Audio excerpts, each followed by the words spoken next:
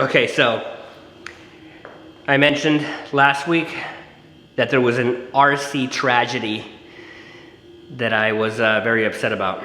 Okay, so we're gonna explain that right now. It's story time.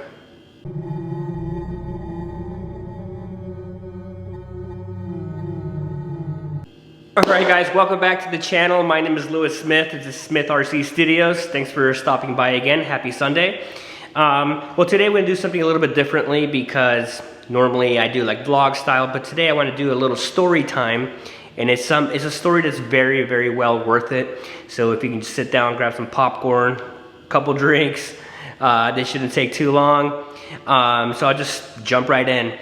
Basically, last week in my video, I had mentioned that there was an RC tragedy, and this story that I'm about to tell is not so much about the RC tragedy, because it's just, at the end of the day, RCs are just materialistic kind of things. They're material, you can always rebuy things. You crash things, you can rebuy them. Well, in this particular case, something happened after that tragedy that I was just very touched by, and I wanted to share that with you guys. So long story short, every year, me and my family, we go out to Utah. Okay, so we have family out there, and we go in the winter and in the summer. And in the winter, we do skiing activities and all this fun stuff. And in the summer, we do boating activity. And sometimes I had brought my RC gas boats onto that Jordanelle reservoir, and fun times. Okay. Well, this particular time, okay, we had a lake day. So I took my drone and I was flying my drone. I was actually in the middle of production. I was doing a video for this channel. I can probably already tell the RC tragedy was the drone. Okay, so I'll just jump straight to it because as I mentioned, that's not really the point of this story. We were basically on the lake, Jordanelle Reservoir in Utah, and I was following the boat that we were in, okay? And these particular drones, DJI Mavic and DJI 2S or Air 2S is the one, the model that I had. They're very smart. They'll follow you. They can return to home if they run out of battery. They give you coordinates. It tells you how high they are, and they're controlled on your phone. So you can put your iPhone and connect that to the controller. So if you're not familiar with these drones, they're very expensive. You know, they range anywhere from like the smaller ones, $800 to, you know, $2,000, $3,000, and go on. So I got a relatively not too expensive one, but it was still expensive. So anyway, I was following the boat that we were in, and again, I was filming. I was in the middle of doing a shoot, and we were probably on that boat for 10 minutes going back to the dock, and my phone or my controller alerted me that we were losing battery. Okay, so what happens when that happens, you basically have a few seconds to send it back to home, so it remembers where home is. In this particular case, since we were moving, home was back, you know, where it remembers, which is where I launched the drone. And so I got scared immediately because we were already going back. We were on time limit. We needed to return the boat and all this kind of stuff. And so I sort of panicked. And the drone, basically, my screen was frozen, and I knew it was critically low, the battery. And so at this point, I was with other people on that boat, and I had mentioned to the person, my son who was driving the boat, I said, just slow the boat down. Anyway, at the end of the day, I think I quickly just accepted the fact that it was gonna go into the water, and then I lost complete signal. So at that point, I knew we were in the middle of the water, we were too far from shore, and at this point, I knew that it went into the water, because it was, what happens when it returns to home and it runs out of battery before then, it just starts going down, down, down. And at this point, I was going full throttle chasing the boat for over 15 minutes. So I knew it didn't have any more battery left. So that thing in my mind just went straight down into the lake, and I just called it a loss. And since I was around other people, you kind of don't want to you don't want to say, oh man, I'm sad. To be honest, I wanted to share a tear. I know it's material. People lose drones all the time, so it's not something that is worth crying over. It's just a material thing, but it's just the fact that happened. I just kind of felt really bad, and the person that I'm going to talk about is Tom White. Okay, Tom White, gentleman, a scholar. This man here is, this video is dedicated to him, okay? So Tom White, he felt really bad, okay? He's the person that we were staying with, and a really knowledgeable guy. He knows the outdoors. He's very enthusiastic about fishing. He loves his fishing, and good dude. Anyway, he sort of felt bad about the situation, and we did turn around, but in my mind I was thinking, no, the drone is inside the water. It's not. We're not going to recover it. I knew that. I thought I knew that, but I was just thinking it didn't have enough battery to make it back to home, right? It went into the water. So I just decided to call it a loss, go about the rest of my day, and maybe sometime in the future just get a new one. That's it. That's where I was at. That was me. That's where I was at.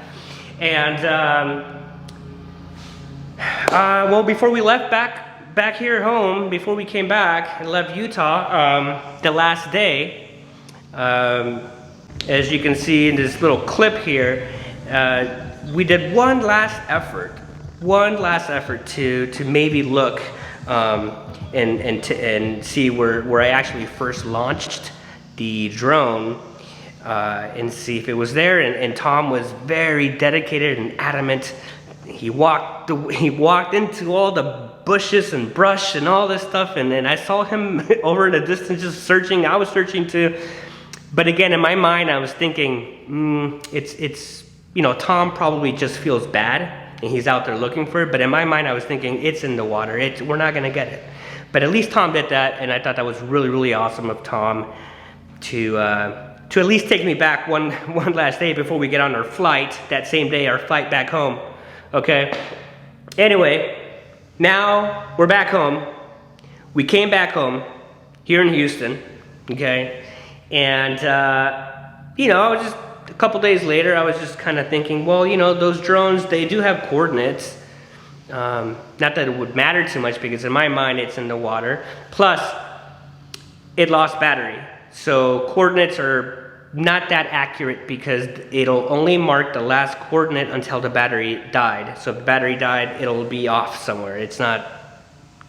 But I figured, why not send Tom the coordinates? So as you can see here, in these pictures, these are the pictures I came up with on the app, for the DJI app. These pictures here basically show you the coordinates. As you can see, I circled there in red the actual coordinates, and that's pretty much it. I just sent that to Tom. Okay, I sent that to Tom. Hey Tom, I didn't know if we would have known this when I was still in Utah, these coordinates would have been helpful. But I sent it to Tom. Next thing I know, I think it was a day or two later, Tom sends me this video. Hey Lewis, just want you to know that the search continues. We're relentless until we reach our objective here. I don't know if I can turn this around while I'm talking. I can't, so I'm going to stop it and turn it around. So I saw that first part there. My heart sank. I was like, first of all, why is Tom out there still trying to retrieve this drone? Why is Tom out there trying to do this right now? I didn't ask for this, okay? Shortly thereafter, Tom sends me this video here. And we're back on video, and I just wanted to show you, we're not anywhere near the water, but we came across this. Holy crap. I'll talk to you soon, buddy. When I saw that, I was like, no way. Tom went above and beyond, okay? Days later, and mind you, after I left Utah, came to Houston, I think it rained a couple days there, all right? That was crazy. Tom went back there. He looked at the coordinates. He took his mountain bike. He didn't take a boat. He went around. There's a back access road, and he took his mountain bike up. He hiked to the coordinates, and apparently, where the coordinates were marking was actually some feces. I don't know what animal, but it was like a pile of feces. Okay, and he sent me a picture of that as a joke, and I thought it was pretty funny. But then he started doing radius around it, 10 feet, 20 feet, 30 feet, and that's where he found the drone. Okay, it actually made me a little teary-eyed, and you can see here he had already sent my drone right there. That is above and beyond, okay, for him to go ahead and take time out of his day to find. Does it work? We don't know. That's not the point. The point is he went above and beyond. I sort of already checked. I checked the, I did an assessment on the damage here, and it looks pretty intact, believe it or not. So it did not land in water. Apparently, it was trying to go back home. It actually went close to back home. I'm not sure how far. And when I say back home, again, that's where I first launched it, which was the area we were beaching when we had the boat and we were fishing there, and then we left, and I was following us back. I can see some scratches right there on the Smith RC Studios sticker. My opinion about what happened is that when it lost battery and it went down, it didn't land, it didn't hover down, it actually crashed. Because I know that because when I move the motors here, they're smooth like they should be. It makes no sound. So all three of them. This one makes a little bit of sound. This one makes a little bit of sound. But this one here,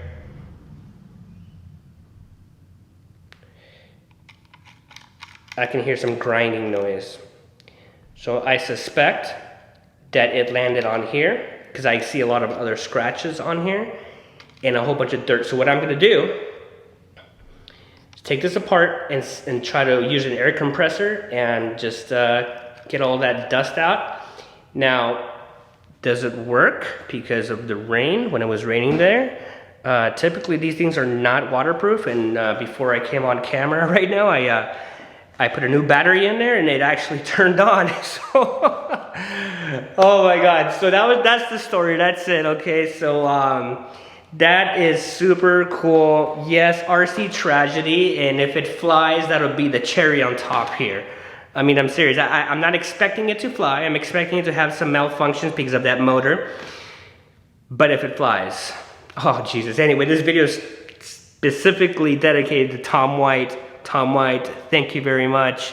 Again, I know it's just a material thing, but the fact that you went above and beyond and did this for me, beautiful. And for you viewers, if you ever go to Park City in Utah and you're looking for a place to buy a home or to purchase a home, Tom White is the man. Okay, he works out there. He has a real estate agency and he's a good man. So hit him up. Park City Homes, I think it is. And anyway, everybody, thanks for tuning in. Story time here at Smith RC Studios. I'm really happy, and that's it. Have a happy Sunday and a rest of your week, okay?